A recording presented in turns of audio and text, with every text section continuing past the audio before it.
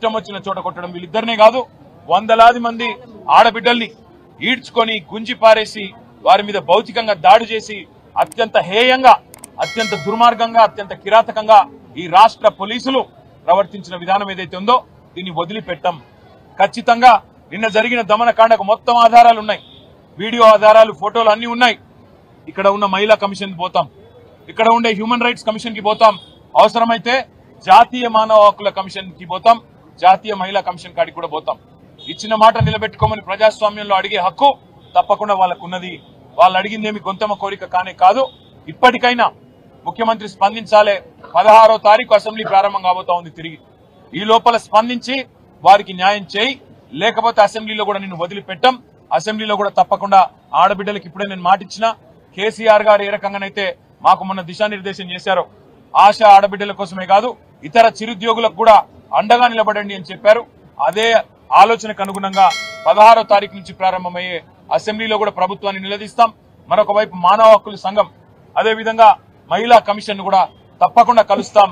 దెబ్బలు తిన్న ఆడపిల్లలకు మేము చెప్పొచ్చాం, ఒకవేళ మీకు గనక ఇక్కడ ప్రభుత్వ వైద్యం, సర్కారు వైద్యం మీకు సూట్ కాకపోతే, నచ్చకపోతే మీరు రండి, మా పార్టీ తరఫున మేమే తీసుకెళ్లి ప్రైవేట్ ఆసుపత్రిలో మంచి వైద్యాన్ని కూడా అందిస్తామని చెప్పి కూడా వారికి చెప్పినాం.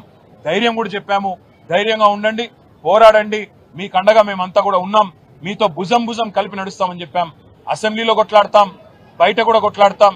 రాష్ట్రంలో ఉండే ప్రతి ఆశ ఆడబిడ్డకు మేము బీఆర్ఎస్ తరఫున మాటిస్తా ఉన్నాం. మీకు ఇచ్చిన హామీని, ప్రభుత్వం ఇచ్చిన హామీని నిలబెట్టుకునేదాకా మీ తరఫున శాసన మండలిలో మా మహమూద్ అలీ గారు, మా నవీన్ కుమార్ రెడ్డి గారు, అదేవిధంగా మహమూద్ అలీ సాబ్, అదేవిధంగా శాసనసభలో మేమందరం కూడా గొంతు విప్పుతాం. ఖచ్చితంగా ప్రభుత్వాన్ని నిలదీస్తాం. మీకు కూడా పూర్తి స్థాయిలో న్యాయం జరిగే వరకు మీతో ఉంటామని చెప్పి కూడా తెలియజేస్తూ, ప్రభుత్వం వెంటనే నిన్న అరాచకంగా వ్యవహారం చేసిన పోలీసులను తక్షణమే సర్వీస్ నుంచి డిస్మిస్ చేయాలి. సస్పెన్షన్ కాదు, సర్వీస్ నుంచి డిస్మిస్ చేయాలి. ఎందుకంటే ఆడబిడ్డల మీద చేసేటప్పుడు 1-2 సార్లు ఆలోచించుకోవాలి. ఎవరైనా సరే పోలీసు వాళ్ళు ఇష్టం వచ్చినట్టు, అధికారం ఉంది కదా, కాకి యూనిఫామ్ ఉంది కదా, మేము ఇష్టం వచ్చినట్టు చేస్తాం, ఏం చేసినా నడుస్తుంది అనుకుంటే కుదరదు, వదిలిపెట్టమనే మాట కూడా ఈ సందర్భంగా తెలియజేస్తూ, అయితే మనకున్నటువంటి పరిస్థితి ఆ రోజు అప్పుల రాష్ట్రంలో 7 లక్షల అప్పులతో వచ్చినటువంటి 7 లక్షల అప్పుతో ఉన్నటువంటి రాష్ట్రానికి మనం అధికారంలోకి వచ్చినాం.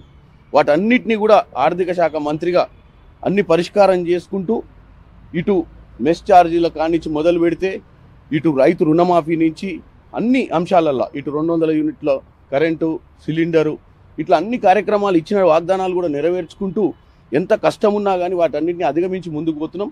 ముఖ్యంగా నిన్న కేటీఆర్ గారు రాత్రి రాహుల్ గాంధీ గారికి ఉత్తరం రాసిన విషయం మీరు అందరూ చూసిరు. ఇది ఆశాస్పదం. ఎందుకంటే వాళ్ళ నాయన ఫామ్ హౌస్లో వండుకుంటే వాళ్ళ నాయనని బయటికి తీసుకొచ్చి అసెంబ్లీకి తీసుకొచ్చే ప్రయత్నం చేయాల్సిన అవసరం ఉంది. మాకు తెలుసు, మేము ప్రజలు మమ్మల్ని అధికారంలోకి తీసుకొచ్చిరు, సంవత్సరం అయింది, మా మీద బాధ్యత ఉంది, చేయాల్సిన బాధ్యత మేము చేస్తున్నాం.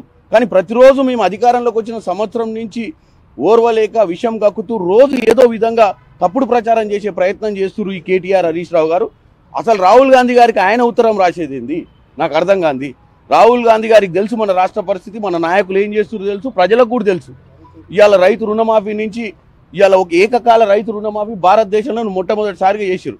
వీళ్ళు చేసిన 7 లక్షల కోట్ల అప్పుకు ఎవ్రీ అంటే ప్రతి నెల 6,000 కోట్లు అప్పు తీసుకుంటూ 64, ఇప్పుడే మా డిప్యూటీ సీఎం గారు చెప్పారు, 64,000 కోట్లు వీళ్ళు చేసిన అప్పులు తీర్పనికనే ఈ సంవత్సరంలో మనం ఖర్చు పెట్టినటువంటి పరిస్థితి ఉంది.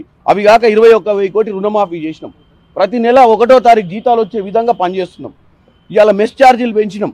మంచి ఆహారం అందించాలని చెప్పి మాకు కూడా ఈరోజు శనివారం రోజు నాయకులందరినీ కూడా హాస్టళ్లకు పోయి పేరెంట్స్ని, పిల్లల్ని కూర్చోబెట్టి భోజనాలు చేసి భోజనం నాణ్యతను చెక్ చేయాల్సిన అవసరం ఉందని చెప్పి ఈరోజు ప్రచారం చేసుకుంటున్నాం. అంటే మాకు చిత్తశుద్ధుండి పరిపాలన అందిస్తుంటే ఓర్వలేని వాళ్ళు ఎవరైతే అపోజిషన్ లీడర్ ఈరోజు మటుకు అసెంబ్లీకి రాని అటువంటి దద్దమ్మలు మాకు సూక్తులు చెప్పుకుంటే మా నాయకులకు ఉత్తరాలు రాయడమా? వాళ్ళ ముగ్గురింట్లో, వాళ్ళ పంచాయతీలో వాళ్ళుండి వాళ్ళ ఇంట్లో ఎవరు గొప్ప అని తెలుసుకోలేక, నిద్రపట్టక ఇలాంటి తప్పుడు ప్రచారాలు చేస్తున్నారు. వీటన్నిటినీ కూడా ప్రజలు అర్థం చేసుకోవాలి. రాష్ట్రంలో కాంగ్రెస్ ప్రభుత్వం ప్రజాపాలన కోసం, ప్రజా ప్రభుత్వం ఇది, ప్రజలకు మంచి చేయడానికి ఈరోజు అధికారంలోకి వచ్చినాం. డెఫినెట్గా రానున్న 4 రోజులలో మంచి పరిపాలన అందించి ఎల్లప్పటికీ మీ ఎమ్మటుండి మళ్ళీ గెలిచే ప్రయత్నమే చేస్తామని తెలియజేస్తున్నాం. పేరెంట్స్ని, పిల్లల్ని కూర్చోబెట్టి భోజనాలు చేసి భోజనం నాణ్యతను చెక్ చేయాల్సిన అవసరం ఉందని చెప్పి ఈరోజు ప్రచారం చేసుకుంటున్నాం. అంటే మాకు చిత్తశుద్ధుండి పరిపాలన అందిస్తుంటే ఓర్వలేని వాళ్ళు ఎవరైతే అపోజిషన్ లీడర్ ఈ రోజు మటుకు అసెంబ్లీకి రాని అటువంటి దద్దమ్మలు మాకు సూక్తులు చెప్పుకుంటే మా నాయకులకు ఉత్తరాలు రాయడమా? వాళ్ళ ముగ్గురింట్లో వాళ్ళ పంచాయతీలో వాళ్ళు ఉండి వాళ్ళ ఇంట్లో ఎవరు గొప్ప అని తెలుసుకోలేక నిద్రపట్టక ఇలాంటి తప్పుడు ప్రచారాలు చేస్తుర్రు. వీటన్నిటినీ కూడా ప్రజలు అర్థం చేసుకోవాలి.